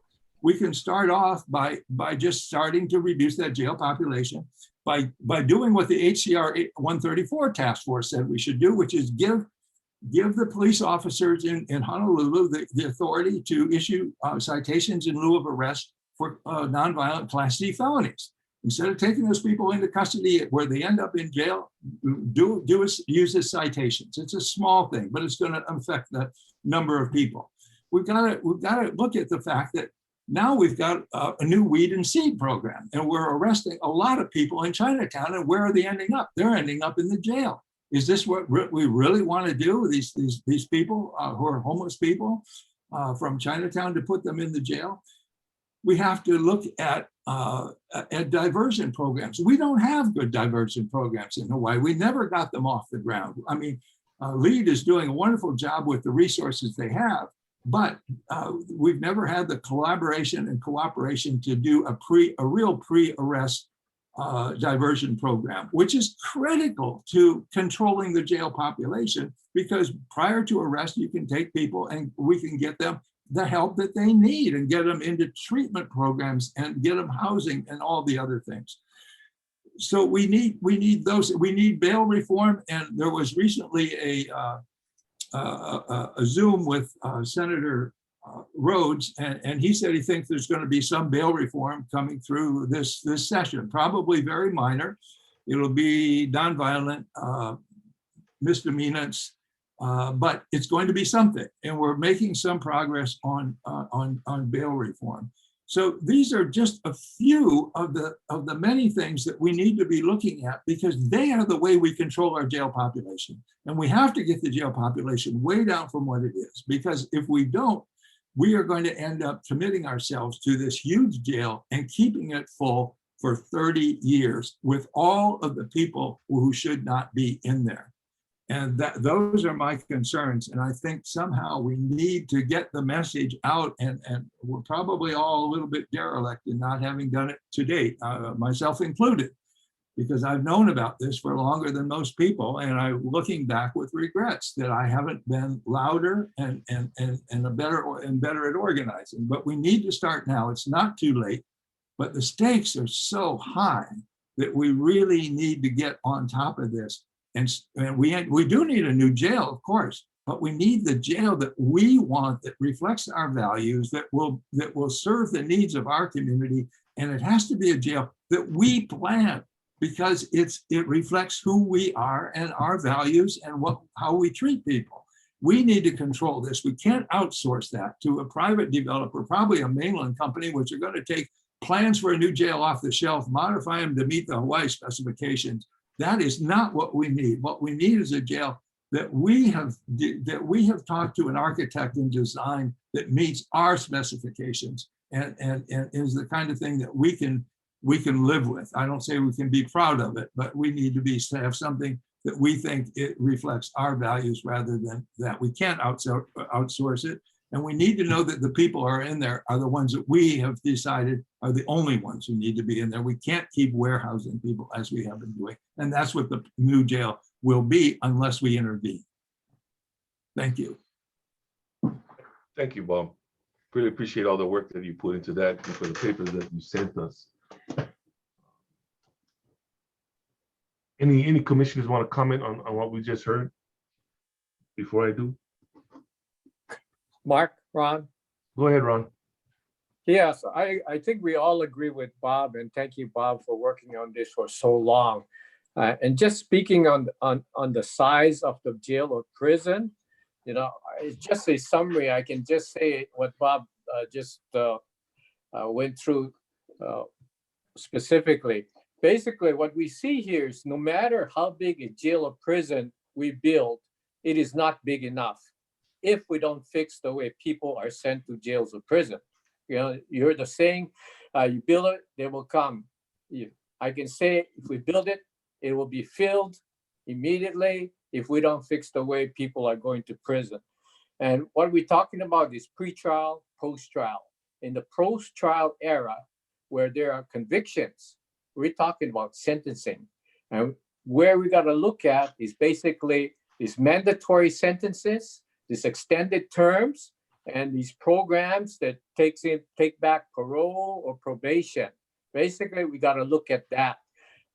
With all these mandatory sentencing, you tie the judge's hands. The judges have no discretion. Frankly, you know, when I was sitting as a judge, it's pretty easy as a judge to say, well, I have no discretion. I got to send you prison. I got to extend the sentence. I have no discretion. It's easy being a judge. It's just like being a computer. The judge has no discretion. But is that fair? I don't think so. The other area is in the pretrial area, which Bob and we've been talking about. Pretrial detention, do away with cash bail, get summons instead of bench warrants. So again, it's the total system that has to be looked at. Thank you. Perfect. Judge Stone? No, I really thank Bob. What I looked at was the December 2021 publication by Public Safety that outlines the OCCC Architectural Space Program under review. And I appreciate them doing that work, but none of it takes into account having a community-based process. And I keep quoting Peter, what's his name, Drucker, that culture will put to shame quickly any strategy. And I think our culture is to go broad and go horizontal and go wide. And I appreciate that Bob saying we got to get more process before we start building or planning and waste a bunch of money and actually come out backwards. And, you know, all you got to do is look at Red Hill here. Who owns the land under Red Hill? I think it's the state. And who runs it now? It's caused a big pilikia. So I think we need to slow down. Mark, didn't we already have a resolution or a motion passed by our commission to put a pause on the planning for the jail, or am I wrong? I don't think we had a voting on that. No. Okay. Mark, we did that a year ago. Yeah, I'm thinking about. Yeah. And so, yeah. And I think the question is, since in the ensuing year, has anything changed to make us change our position? Makes me think we've had it right for a little while. I hate to say that.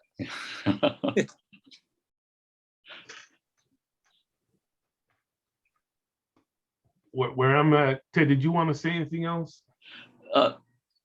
No, the question to me is, what do we do now? We took a position, we submitted it to the legislature. Nothing's changed, the project moves forward. So what do we do as a commission? We can reiterate our position. We can start to become more vocal about it. I'm not sure, but it's going to be something I think we all got to think about.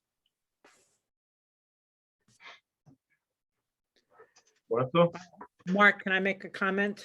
Yes. That is, I want to remind people that it is not all that long ago that the executive branch did try and do the citizens approach, and that was with Governor Abercrombie and the Justice Reinvestment Initiative. Our legislature failed us completely on that yet again. The justice reinvestment meant that you're going to save money in corrections and be able to reinvest them into other things. Very frustrating. Yeah.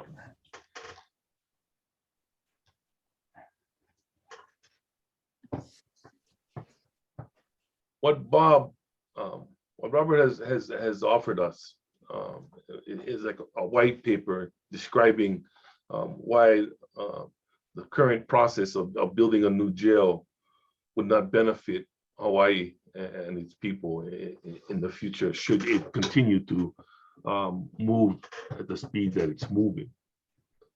When we talk about the population report that was presented to us a few meetings ago, they gave the solutions that the beds of the facility of the new jail could be lowered based on system changes.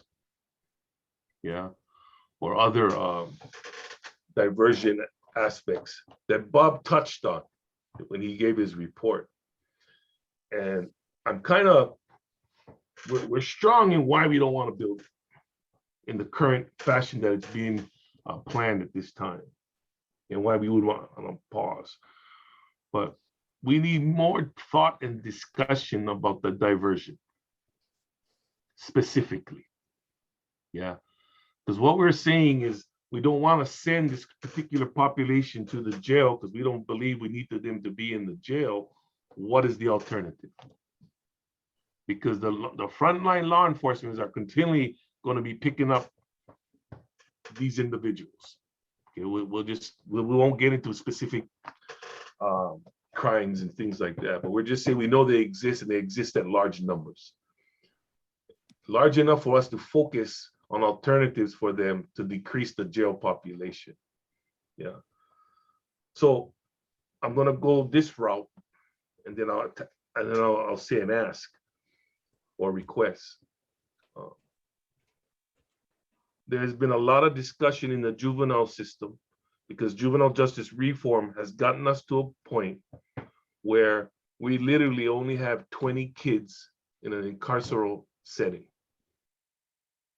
Today I have 3 girls and 17 boys. Yeah.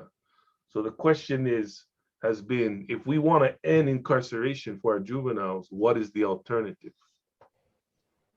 Yeah, because they're still going to be coming through the system for the societal issues that have brought them to their behavior and their family to the issues that they have. It's economics, housing, employment, whatever it may be. The movement toward that goal of ending incarceration is being led by the community partnerships that the facility has. And they're providing a means to say, instead of sending them here, will you send them here? Yeah, and organizing a journey outside of an incarcerated setting. Should we be able to close the facility, which is a 30-bed facility, then how do we add the facility back into the system, but not in the correctional setting? So it becomes more beds. Yeah, I'm sharing this with you folks as this is being done currently in the juvenile system. Is, as a commission with no staff, it's really looking at you folks who are come here on a consistent manner and saying, what are those specific diversionary process? We touch it, but we don't expand on it. If the legislature wants to spend $500 million on a facility, how can we ask them, just give us 5 million to pilot this? That will work on that population that we've been hampering about for the last decade. Because if you're willing to give 500 million, why can't you give us just 5 million to pilot a program or process that will lower the numbers for our jails? I mean, to me, that's the language you got to use when we're talking about the powers to be. We can talk about no cash bail. We can talk about mental health don't belong within our jail system, but what's the answer to when we do find it? What is the process? How do we get the state agencies responsible for particular segments of our population, but because they know the prison is there, they just let them go there? Yeah, and so we have to have or encourage cooperation and collaboration between the state agencies who may not be talking about it because they always know the jail's there. Yeah, and so we don't solve problems, we just delay them, or we just continue to extend them. So it's as Bob has sat down and he has studied this particular subject, there are those of you who are on this, and commissioners, you can disagree with what I'm trying to say, but we really need to have those white papers come to us and say, this is a journey for women so that they don't have to go to jail. We believe on Maui, this will work. We believe on Kauai, this will. Every county is going to be different in the scope of what their pre-trial looks like. But we need to begin to develop the process of diversion so that we can put it on a paper and put a number to it and say, hey, instead of 500 million, how can we do this? And pilot this process in our individual counties to lower our jail population. Yeah, and that can be really helpful this year at this point while we're moving into the legislative session within a month. Yeah, and as we focus on what an annual report from the Oversight Commission will look like. So that's kind of where my thoughts are right now. You know, Bob, you did a lot of work, but if we can find those of you out there who, and I know Maui's been meeting a lot, I know Big Island's been meeting a lot in terms of diversion and reentry, it's just giving us this is what would help us lower the jail populations. There are groups on Oahu that are big in those as well. So really, this is a shout out. This is where the commission is with all our own people to work for us, is asking the community, hey, give us your ideas and see how we can put them together into a system statewide and make a recommendation to the legislature. Yeah, this is transformative. This is the mandate of the commission. Is how do we create a transformative system? Yeah, and a lot of it is getting those ideas from you who are on the ground level looking at what is possible and sharing the visions with us so that we can systemize it, if that's a good word. Mark, one thing we should ask Bob if we can include his report as an addendum to our annual report. Oh, I'd be happy to have you do it if I can correct the spelling mistakes and stuff, because I rushed a little bit to get it to you, but if I can clean it up, absolutely. Okay. Whatever you want to use it for, and I hope I can distribute it more widely now that you have it. And I did send one to public safety as well. And I do want to share that when we look at how quickly we put together our report last year, it was with the help of a lot of the community in submitting us these I'm calling them white papers. I don't have a better term for it, but it does help us to prepare and allowing us to give our thoughts and melting everything together. But I'm agreeable with what Martha said with the edits from Robert, Mike and Ron and Ted. You guys have anything to add to that request from Martha? Well, I'm not opposed to including Bob's report because it was presented to us. I generally agree with his conclusions. I do have some concerns about some of the specifics in the report, but you know, it's 31 pages and I haven't had a chance to really analyze it real carefully yet. So with that in mind, you know, I'm not opposed to having the report added Bob's paper added to our report.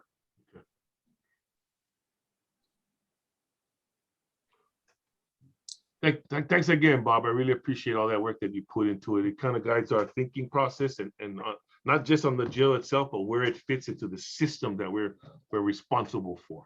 Yeah, thank you, Mark. I think my focus is going to be on number one, if we can get someone to step back, we can step back from the brink of committing ourselves on this thing a little bit, then we'll have time to bring the community together like you did with the youth facility and start the process of really transforming the system.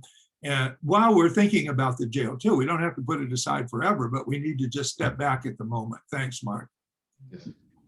I want to remind people what happened with the juvenile system was initiated by the judiciary, and that made all the difference. They are responsible for the jail for the juveniles. So they had a vested interest in making it happen. And they're the ones who determined who went into incarceration. And because they had that interest is why it was so successful. Yeah. I wish our judiciary ran our jails. Thank you, Martha. And my bad if I failed to mention that, but yes. No, you've helped a lot, Mark. Yes. You have just pushed things so far forward. I really appreciate what you have done. I mean, converting the youth facility into a rehabilitative facility. So I don't want to take away from that at all. But again, the initiative and the investment from the judiciary made the difference. And we don't have that in the adult system, the judiciary's, that kind of support from them. Mark, may I say something? Yes. So you mentioned, yes, we get input and we look at it and we certainly submit our concerns or issues to the legislature so they can develop statewide policy. Now, sitting as a judge, and you probably too, and Martha as, we all, when we have issues that are not addressed by the legislature, what happens is the individual courts starts their own program, such as drug court started, all these girls court and things like that started within the judiciary because the legislature has not addressed the problems. But the problem with that, starting those programs within the judiciary or the executive branch is the legislature may not fund the continuity of the programs. So we gotta get the legislature statewide to establish policy on these. And the only way we can do it is basically say it over and over until they accept it and willing to buy it and formulate statewide policies. But yes, the judiciary started a lot of programs, individual programs, but unfortunately, some of them have not been continued because there's the funding or wherever the funding they got from ran out. Thanks. Thank you, Ron. Mark? Yes, Mike. I want to make sure we have passed a resolution, a motion, this group, the Oversight Commission under Act 179 to put a moratorium on jail planning. And is that strong enough? Or does we need to soften it? It seems like a moratorium is a moratorium. Do we need to reaffirm that? Do we want a full stop? Because it sounds to me like public safety is full speed ahead. And and I agree with Bob, we're headed towards a potential financial and social problem. And I don't know what this group needs to do today to reaffirm that moratorium, pass another, suggest a full stop. What are you suggesting, Mark? And I agree with you.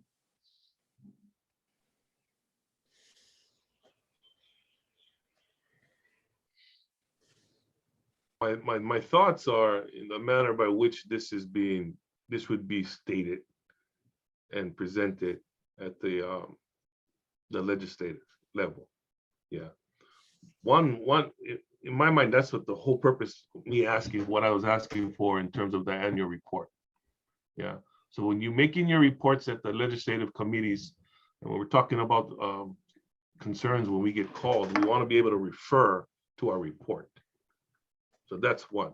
That's something that can be written into the report in terms of moratorium or however we want to say it. And we as commissioners can create that or articulate it from our own hand Yeah. Secondly is, for me, is if I'm going to ask to stop something, I really want to be clear on what we're asking in terms of, if we're going to stop it, how do we continue to resolve the problems that we have?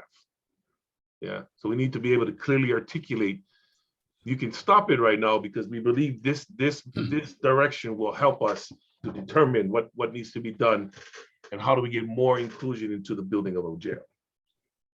Yeah. Mark, what we passed last year was a pause, because that's the term that we're using. But one of the reasons for the pause was so that the Department of Public Safety could form a community advisory group. And this is exactly where we are. And I think this is really at the core of what Bob is advocating. We really need to have the community involved, the Oahu community, not the Halawa Aiea community, right? Involved. And the community needs to look at how the system's going to operate, not whether the roads around the Halawa Valley will be affected, the ingress and egress and all of that. And I think this, I'm not saying that the community advisory group will be create a definitive plan, but I think it's a necessary start. And I don't know where else we can start to develop a viable plan for a new facility, because we all agree a new facility is needed. I just want to, if anybody hasn't noted yet, Carrie Ann just sent us a comment. A new moratorium bill will be introduced and it will be strengthened compared to the bill from last year. So Mark, you may want to ask her to comment on that. Yeah, and that's where my hesitation is. I just don't know the instrument or the process by which we would do that, Dutchtown. So, and I was thinking resolution, but Carrie Ann, you want to share a little bit and help us along on this conversation? I'd be appreciative. Thank you. Aloha, good morning, Chair and Commissioners. My name is Carrie Ann Chirota. I'm testifying today in a new role. I've recently, just this week, onboarded with the ACLU of Hawaii as the Policy Director. So I'm going to be testifying in that capacity. So on the moratorium bill, it has been discussions for a moratorium bill. We looked at the bill from last year. It will likely be part of the legislative priorities for the ACLU. And it will include not only just putting a pause, but taking a systems approach. And so it has not been drafted yet, but it is in the works.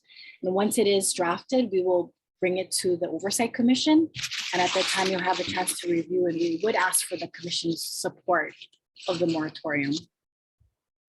Thank you, Carrie. I appreciate that information.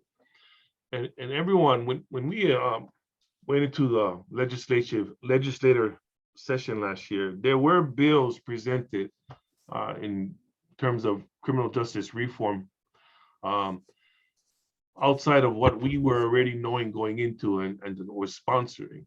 And if you folks know of things that are being written and being submitted, we would like to know ahead, yeah, so we can be supportive, because we can only support what we agreed in these meetings to support. So when something else comes on, unless we have a meeting, we can't go out and testify. Yeah, so it's important that we know about these bills and that you share it with us, the members of the commission, so we can advise. And then we know, and then I believe we'll have one more meeting in January before the opening of the session. So we want to get a good idea of what we want to support in terms of the community or the legislatures and their bills that there will be proposing for justice reform. So thank you, Carrie Ann. Yeah. And Mark, can I just make a segue here? Because I don't know if you only reserved 2 hours for the meeting on Zoom today. Yes. Because they were coming up to that, and Carrie Ann was going to present the clean slate legislation that ACLU has been working on. We discussed it real quickly at the last meeting, and there's been progress at ACLU since then. So can we just ask Carrie Ann very quickly to give us an overview of that before we run out of time? Yes. Okay, real quick. I got this from 9 to 12. Oh, 9 to 12. Okay. So Carrie Ann, listen, hold on, Carrie Ann, real quick. Well, so go ahead, Ted. Yeah, Mark, in that regard, because of the our limitations, and how we can hold discussions. If more than 2 of us get together, it becomes a public meeting, et cetera, et cetera. So these monthly meetings become the place where we can discuss. So Carrie Ann's going to present a bill. This is first some of us have heard or seen of it, and it will be difficult for us to make a decision, but it's also doesn't seem practical for us to say, well, thank you for presenting. We'll defer consideration until our next meeting next month. It's not practical at all. So what I would like to propose is that if anyone has any, especially with legislation, if any thoughts on legislation or any proposed legislation, send it to you ahead of time so you can distribute to us individually so we can review prior to the meeting so we can come to a meeting prepared to make a decision. That's my request. You know, I agree. Yeah. And normally all communication starts with Lisa. I don't know if that's correct, Lisa, because Lisa sends us information that's then distributed to all the commissioners. Just for okay, the whoever our point of contact is. Yeah. Hopefully, before long, we'll have a staff person. We can say send it to the staff person. So real quick, that's where we are, Bob, and everyone, commissioners with the new jail. I think we can kind of table that discussion right now as we move forward to our next meeting in January. We'll have a lot of as we develop our annual report. Okay, so thank you for that discussion. Thank you for your presentation, Bob. Thank you for the opportunity, Mark. So as we come to the final discussion, I'll just with the from the public to respond to what you've heard today, and I'll still open up with Carrie Ann. Is that okay? Yeah. Yeah. Okay, Carrie Ann. Hey, can you hear me? Yes. So, Yes. So thank you. Good segue. So we do have legislative priority bills, which includes clean slate, which I'll spend a little more time today discussing, bail reform, technical violations, and a moratorium on expanding, building more jails and prisons. And Monica was asked to testify today specifically about the clean slate. So I'm going to focus on that. But in the interim, before the next Oversight Commission meeting, we hope to have the bills actually drafted so that we can circulate to each of you individually, so you have an opportunity to review it prior to the next meeting. We believe that a person's ability to move beyond their past, stay on the right track, and be able to support themselves and their family should not depend on what type of conviction is on their record. We're advocating for the strongest clean slate bill possible so that more people and their families, particularly Native Hawaiians, Pacific Islander families who are disparately impacted by the criminal legal system in Hawaii, are able to have a fair chance at thriving. And we're asking the Oversight Commission to support the Clean Slate Bill, bail reform, the technical violations bill, and the moratorium. So here's a quick summary, highlights of the Clean Slate Bill: that there would be automatic expungement of arrest records for all convictions after a certain time period. That there would also be all misdemeanor convictions are automatically expunged after 5 years from the date of conviction, during which time the individual has not had any subsequent convictions. With regard to felony convictions, that they would automatically be expunged after 7 years from the date of conviction, during which time the individual has not had any subsequent convictions. Automatic expungement of arrest records for non-convictions, and automatic sealing of court records for both expunged convictions and non-convictions. And you'll see that there is this trend nationally, as well in other states, to enact these clean slate legislation bills to give people an opportunity to overcome many of the collateral consequences of trying to rebuild their lives, make good, do good in our community, challenges with obtaining employment, even housing, other resources because of a past conviction. And I believe in our community, we believe in second chances, we believe in redemption for people. And this would help to transform our system and give people the opportunity to provide for their families in a meaningful way. And we hope that the commission will support the clean slate, as well as the bail reform, the technical violations bill, which would reduce the incarcerated population, and also the moratorium. And a moratorium not only to pause processing, but spending of all the money on consultants who have been gaining in this process, and using resources to shift and divert to pretrial support services, diversion, and investing in systems approach to these issues. So I want to thank again the commission, and we will be submitting more information for your consideration and review. Thank you. Thanks, Carrie Ann. Mark, I want to bring to your attention that our next meeting, if it's going to be the third Thursday, will be the day after the legislature opens. The legislature will open on the 19th, and we're supposed to meet on the 20th. So perhaps we can meet a week earlier on the 13th. That sounds like a plan. Do other commissioners agree with that? I'm okay. Thank you for bringing that up. Ron, you all right with that? Yeah, January 13th then? Yes. Okay. And Mike, is that okay with you? I'm good. I'm good. Thank you. Okay. Lisa, make that note, please. Thank you. Thank you, Carrie Ann. Anybody else? Let me see a raise of hand that want to comment. I would like to say something, Chair. Go ahead, This is Kat. Kat. I've been trying to fix the error in Act 179 ever since that bill was passed. And that bill basically says people should be released at their maximum, but it was meant to be minimum. And I have been trying. Finally, this year, I got commitments from Chair Ono and Chair Nishihara, and they are both introducing the bill. I sent it to them. It's a rework of 1901, the bill that originally fixed the error. Thank you, Kat. Appreciate that. And that's like a housekeeping bill, but we got to be pushing that. Yeah. Because it's very important we push that.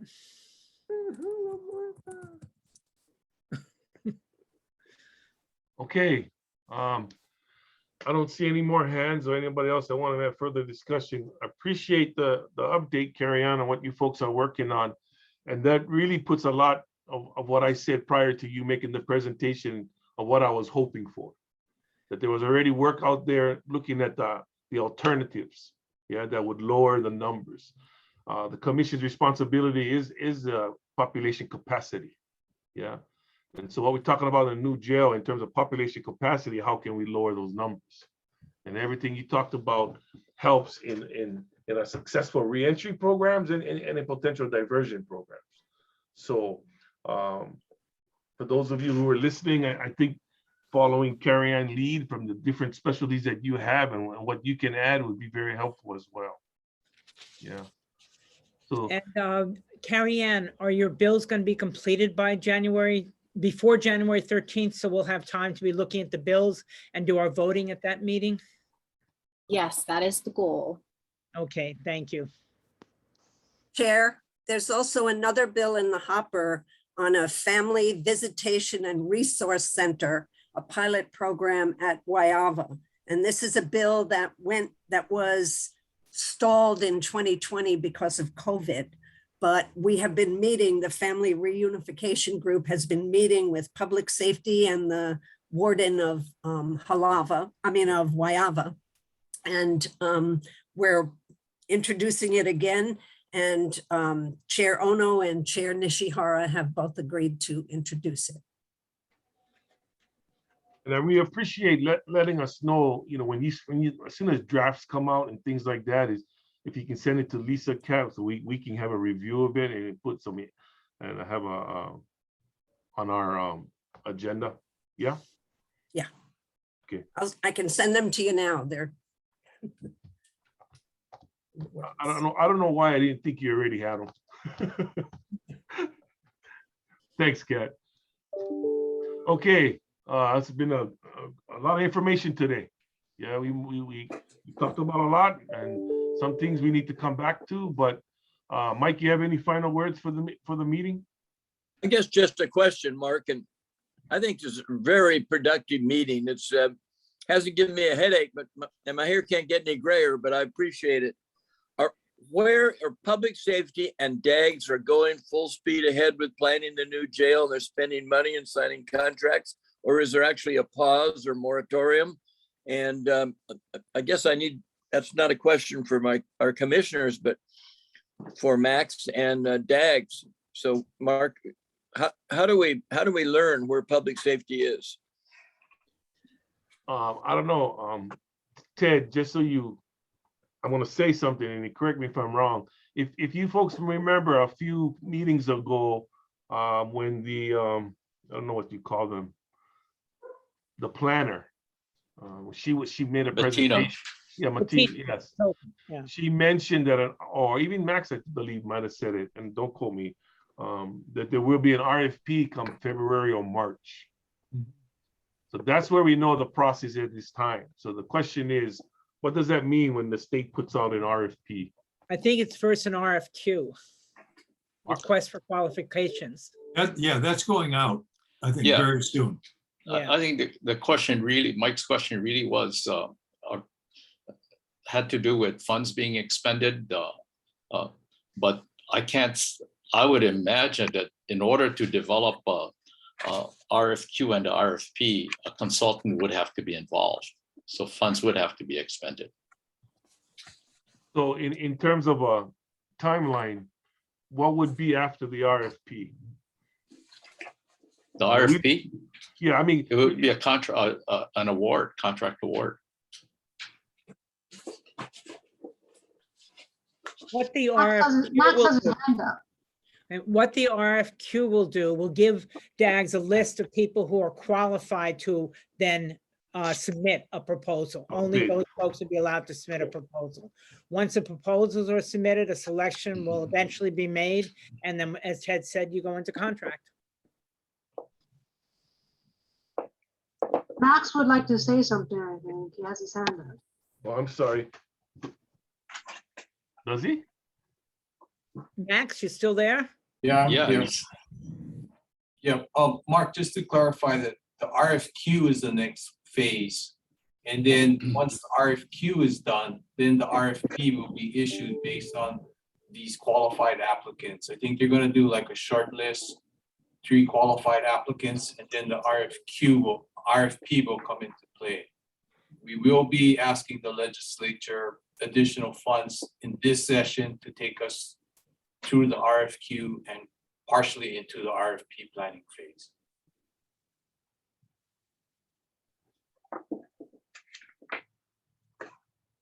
Mike, you okay with that? No.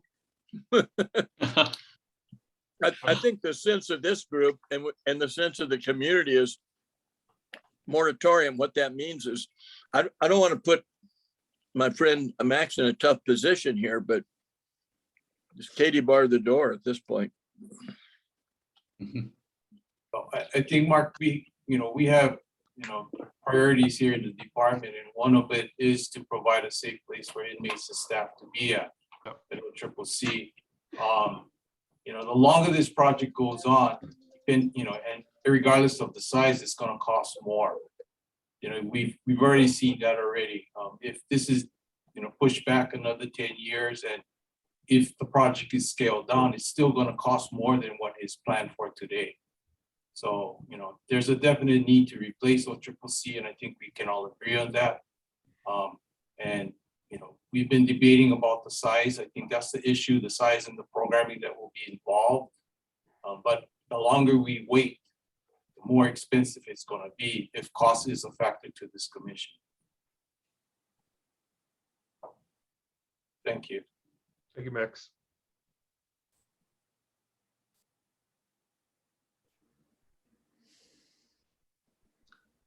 So Max just informed us that they're going to be requesting for more funding to help in this process that they're going into. Is that accessible information to us, Lisa? What do you mean? Well, Max can tell us how much they're requesting. Yeah. the bills, whatever requests, they're gonna have to put it in writing to the legislature. So Okay, it's all and public. that's all I wanted to know, because it's something we would want to review. Okay, My guess is it would probably be part of the executive budget if the governor agrees with it. right. It wouldn't be a specific bill. The question would be CIP or operating, and it could very likely be CIP. That's correct, Ted.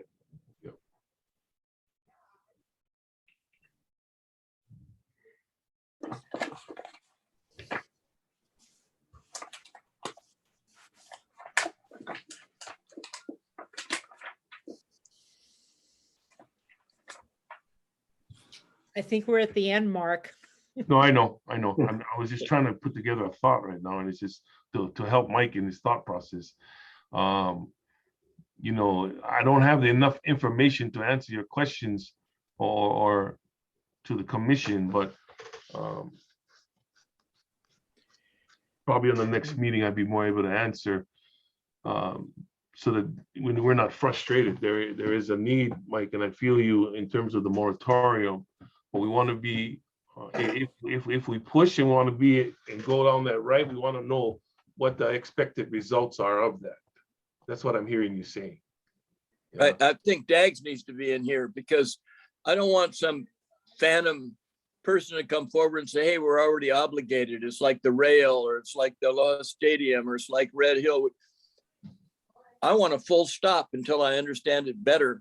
And I don't want to step on Max's toes or anybody's toes, but I think the community needs to get involved. Okay. It's me learning that process, Mike. That's what I'm trying to say. Yeah. We want to be creative and innovative in the conversations that we have, so we know that we can, after we have them, the next step, we know what we're going to do. Does Dags ever jump in? Lisa, you ever get Dags in these conversations? Because there's some kind of phantom, and I don't like phantoms. I don't trust phantoms. No, not at this point. Okay. Actually, they have been at the meetings. Lance Major Yes. has been at the meetings. Who is that He is person? from DAGS. Who is that? Lance Major, M-A-J-A. Okay, well, I'd like to hear from him at some Well, point. wouldn't we all? All right. Well, let me do some research with Lisa, and I'll get back to you. We'll talk about it in the next time we formulate an agenda. And Mark, most likely Lance would have to get permission from his director to be able to share information. So you'd have to do it early. Yeah, and that's why I want to talk with Lisa on this. Yeah. It would be nice to have a staff aboard too. I don't know how we affect that, but I think Senator Favela is going to work on that. Hopefully, God bless him. Yeah. So other than that, Mike, any other thing you want to bring up? Oh, Ron? No, thank you. Yeah. Ted? Nope. Martha? Nope. Okay, we can, I'm asking everyone at this time, just to, exhale. Can I make a pitch, Chair? Go ahead, Kat. Each member was appointed by somebody. Please lean on those people and get support for the commission. You were appointed by them. Thank you. Thank you, Kat. Appreciate that. Just want to say a few last words. Appreciate all of you being here and being with us for the last 2.5 hours. I hope that they all have a great holiday until we see each other again. Be safe, you and your families. And my final comment is everything that's happening in juvenile justice. I want to give a shout out to Martha Torney, who was the executive director of the Office of Youth Service, that took the HYCF out of the consent decree and entered into the juvenile justice reform. The settlement agreement. It wasn't a consent decree. Yeah. So there was judiciary effort, but from the Office of Youth Service, Martha was the leader in all that, in their responsibility of the juvenile system. And you know what? It was delightful working with Judge Mark Browning and the people of the judiciary, because they were really committed to this. It was one of the best experiences that I had in my career. So thank you, everybody. We'll see you guys Thanks, soon. Mark. See you all. Happy Thank you. Happy holidays, Happy everybody. holidays, everybody. Aloha. Aloha.